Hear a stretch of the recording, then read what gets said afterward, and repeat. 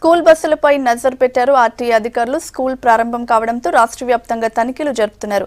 ప్రతి స్కూల్ బస్సును క్షుణ్ణంగా తనిఖీ చేస్తున్నారు.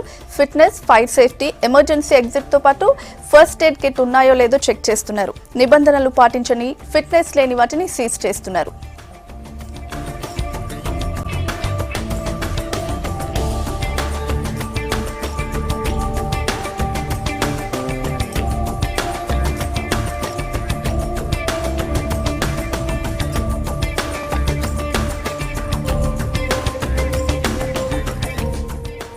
హైదరాబాద్, రంగారెడ్డి జిల్లాల్లో ఒకేసారి దాడులు జరిపారు ఆర్టీఏ అధికారులు. బంజారాహిల్స్, జూబ్లీహిల్స్, ఉప్పల్, ఎల్బీ నగర్ లో తనిఖీలు నిర్వహించారు. ఫిట్నెస్ లేని 16 బస్సులు సీజ్ చేశారు.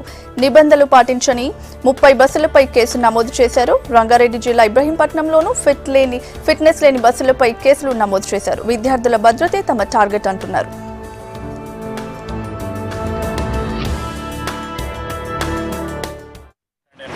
విభాగం నుంచి ఈ వింగ్ పనిచేయడం జరుగుతున్నది.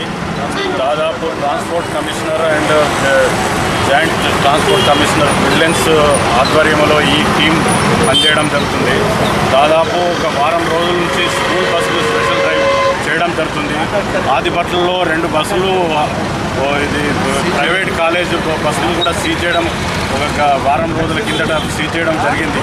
ఆ మెయిన్ ఉద్దేశం ఏంటంటే సక్రమంగా ఇప్పుడు ఈ ఇన్స్టిట్యూషన్స్ బస్సుల వాళ్ళు సక్రమంగా ఈ మొత్తం ఫిట్నెస్ ఉండి, fire registration, first aid box కరెక్ట్గా ఉండి నడపాలనేటువంటి ఉద్దేశంతో ఈ వింగ్ పనిచేయడం జరుగుతుంది.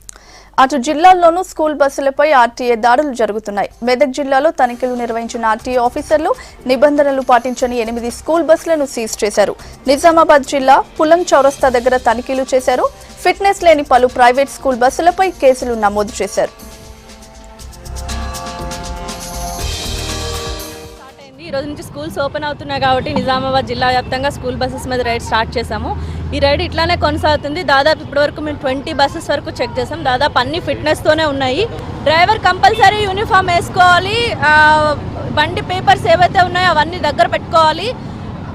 వీళ్ళ డీటెయిల్స్ అన్నీ ఆన్లైన్లో జూన్ 30th లోపు ఏ పిల్లలైతే ఆ పర్టికులర్ బస్సెస్లో ట్రావెల్ చేస్తున్నారో వాళ్ళవన్నీ అప్లోడ్ అయి ఉండాలి. మేము కనుక వితౌట్ ఫిట్నెస్ ఒక్క వెహికల్ని సీజ్ చేసినా కానీ బండి యాజమాన్యంపై, డ్రైవర్పై పోలీస్ కేసు ఉంటుంది. అలానే డ్రైవర్ లైసెన్స్